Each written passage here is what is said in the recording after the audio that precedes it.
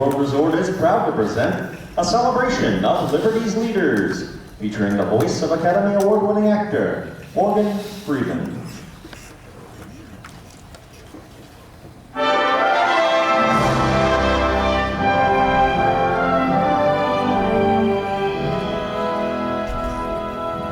We hold these truths to be self-evident, that all men are created equal, that they are endowed by their Creator with certain inalienable rights, that among these are life, liberty, and the pursuit of happiness. Almost 250 years ago in Philadelphia, a dream was born.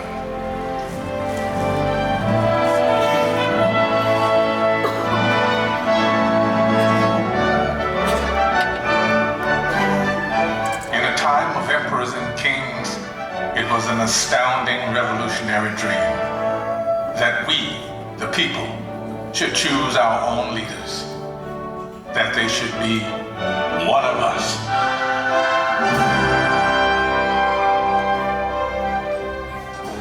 This was a dream born of fire, safeguarded by sacrifice during a brutal winter at Valley Forge. Yet it was a dream that was almost over before it had truly begun. The war for independence had left the American colonies bankrupt.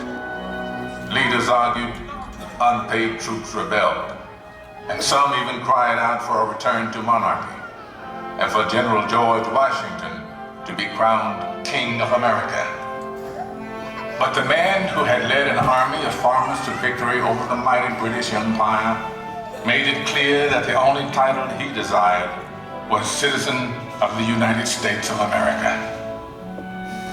I am at a loss to conceive what part of my conduct could have given encouragement to an idea which to me seems the greatest mischief that can befall our country. If you have any regard for yourself, banish these thoughts from your mind. But when the new nation finally adopted its constitution, and it came time to elect its first president, there were no doubts about who that president should be. Only he had such doubts. I fear my countrymen will expect too much of me. I walk on untrodden ground. There is scarcely any part of my conduct which may not hereafter be drawn into precedent. In the end, Washington set the most important precedent of all.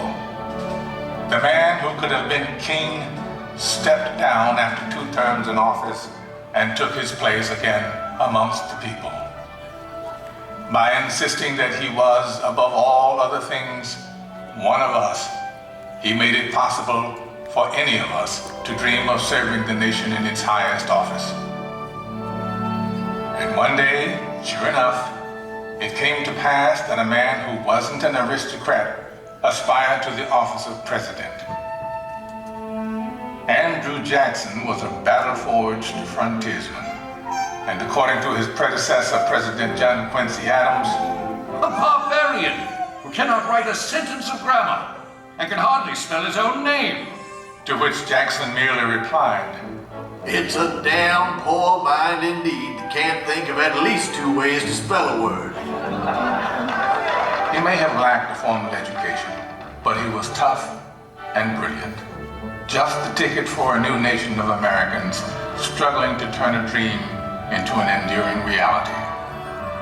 They swept Jackson into office by a landslide, and then descended on his inauguration, determined to shake his hand in person. Why, 20,000 country people shoved to get in the door, track their muddy boots across the carpet. And my dear, they would be here still if we hadn't placed tubs of punch out on the lawn. Washington's elite fumed, but Jackson loved it, for these were his people. He was proud to be one of us.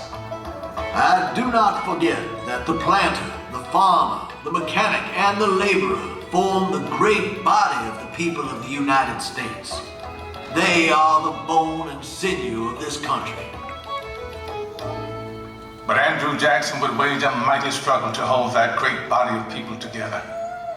State by state, a monstrous injustice that had haunted the country since its beginning was now tearing it apart.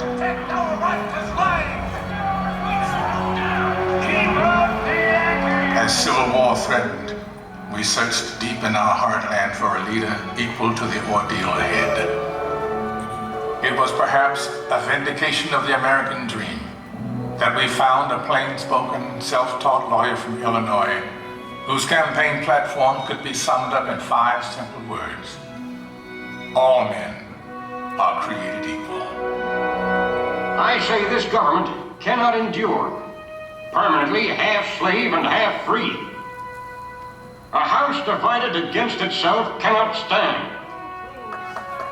Abraham Lincoln's words touched the hearts of reasonable men. And in 1860, we sent him to Washington, where he would face the hardest task that any American president would ever face. I know there is a God, and that he hates injustice and slavery. I see the storm coming. I know his hand is in it. If he has a place, work for me. And I think he has. I believe I'm ready. I am nothing. But truth is everything. And with God's help, I shall not fail.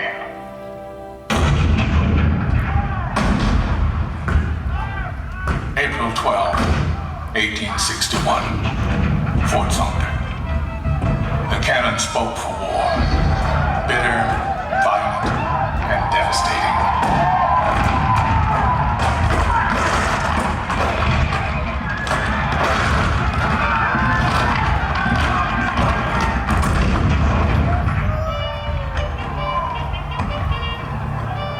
The blood of 500,000 Americans was shed in the dark days of our Civil War. But as the sun rose on a cold November day in 1863, thousands of Americans gathered on the battlefield in Gettysburg to hear President Abraham Lincoln give meaning to our sacrifice.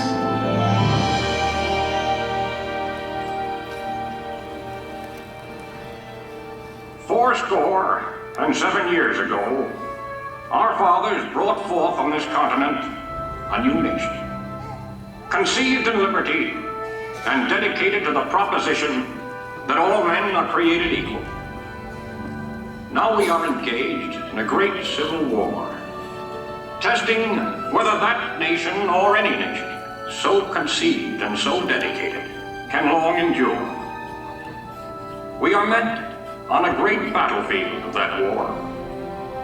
We have come to dedicate a portion of that field as a final resting place for those who here gave their lives that that nation might live.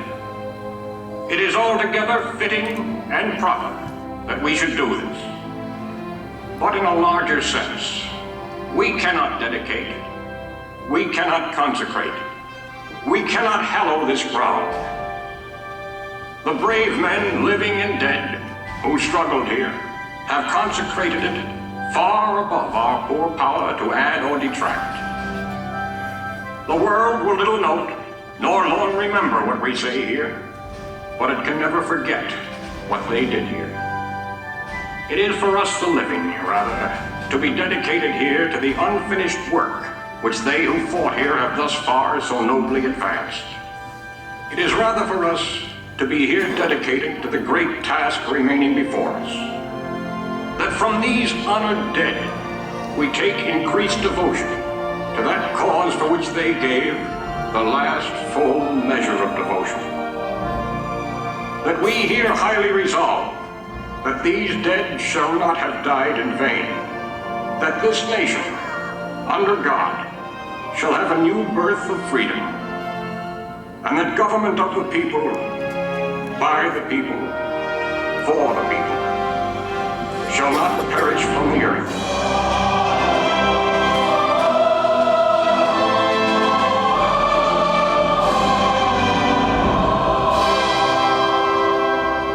This nation did have a new birth of freedom. And as our frontiers pushed west, We looked for new leaders that embodied our bold and new spirit. Leaders like Theodore Roosevelt, born to wealth and privilege, but imbued with the spirit of the American frontier. He rode with cowboys and led his rough riders up San Juan Hill during the Spanish-American War.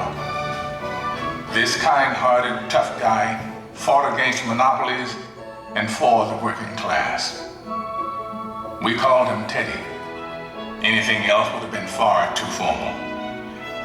He even refused to call his official residence the Executive Mansion. To him, it was just a house. It was just a White House. And so, it would always be called. 3 decades later, his distant cousin Franklin Delano Roosevelt would occupy that same White House and lead the country through its hardest trials since the Civil War. A world war was looming, and the Great Depression had paralyzed a great nation. The president we called upon to lead us through those hard times was himself paralyzed by polio. But with determined optimism, he had triumphed. And now he was ready to share his cheerful strength with a badly frightened people. During FDR's fireside chats on the radio, entire cities came to a standstill and listened. Of the people themselves. Let us unite in banishing fear. Together, we cannot fail. In a calm and reassuring voice, he called out to America, and America answered back. We're just modest, middle-class people having lost what little we had. My savings are tied up in a closed bank. I believe that you will guide us through these dark days. That's my 22nd birthday, And I expect to be in service shortly. now we know we are not fighting alone. I feel that at last we can hope.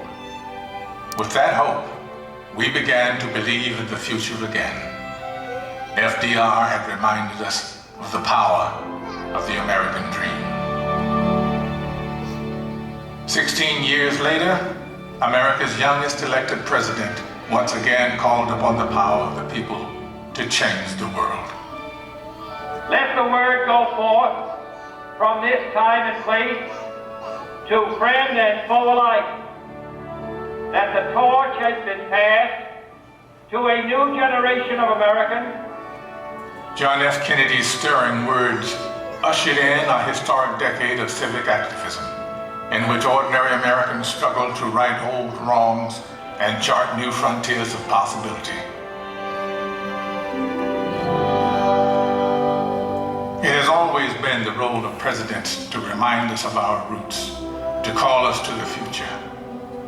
In their best moments, they speak words that are already there in our hearts, especially in times of tragedy. All I have, I would have given gladly not to be standing here today. We mourn 7 heroes. We mourn their loss as a nation together. You have lost too much, but you have certainly not lost America. For we will stand with you.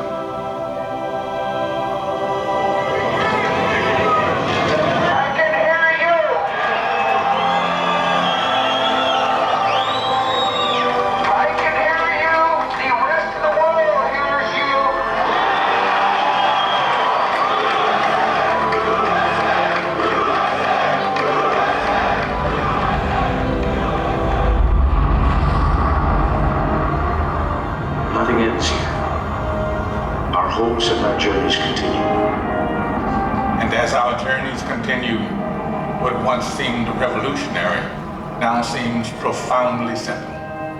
That we should choose our own leaders. That our hopes should be their hopes. Our fears, their fears.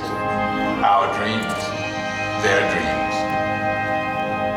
Ladies and gentlemen, the Presidents of the United States.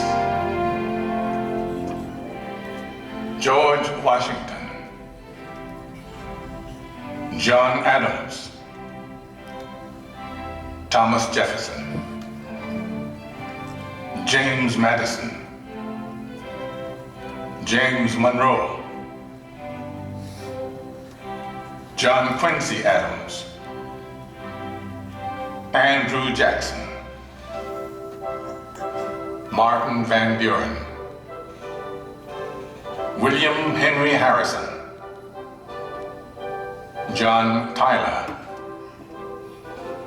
James K. Polk, Zachary Taylor, Millard Fillmore, Franklin Pierce, James Buchanan, Abraham Lincoln, Andrew Johnson, Ulysses S. Grant, Rutherford B. Hayes, James A. Garfield, Chester A. Arthur, Grover Cleveland, Benjamin Harrison, William McKinley, Theodore Roosevelt, William Howard Taft, Woodrow Wilson, Warren G. Harding, Calvin Coolidge, Herbert Hoover, Franklin D. Roosevelt, Harry S. Truman, Dwight D. Eisenhower, John F. Kennedy, Lyndon B. Johnson, Richard M. Nixon, Gerald R. Ford, Jimmy Carter, Ronald Reagan, George Bush, Bill Clinton, George W. Bush. And now we come to the present. A present that is rooted in our past. For all of liberty's leaders have one thing in common. One trust they all accepted. My fellow citizens, no event could have filled me with greater anxieties than that notification on the 14th day of April, 1789, that you had selected me to lead our nation. But it was with the confidence of my fellow citizens that I took an oath. 35 simple words that have been repeated by every American president throughout history. As long as that oath is taken and solemnly fulfilled, the American dream will endure. I, Barack Hussein Obama, do solemnly swear that I will faithfully execute the office of President of the United States and will, to the best of my ability, preserve, protect, and defend the Constitution of the United States, so help me God. Ladies and gentlemen, President Barack Obama. The American dream is as old as our founding, but as timeless as our hopes. It is reborn every day in the heart of every child who wakes up in a land of limitless possibilities. In a country where we the people means all the people. We may come from different places and believe different things, but what makes us American is a shared spirit, a spirit of courage and determination, of kindness and generosity. It is a spirit grounded in the wisdom of the generations that have gone before us, but open to the unimagined discoveries and possibilities on the horizon that lies ahead. Let us enjoy it, cherish it, defend it, and pass it on to our children as the bright and beautiful blessing it is. This enduring American dream.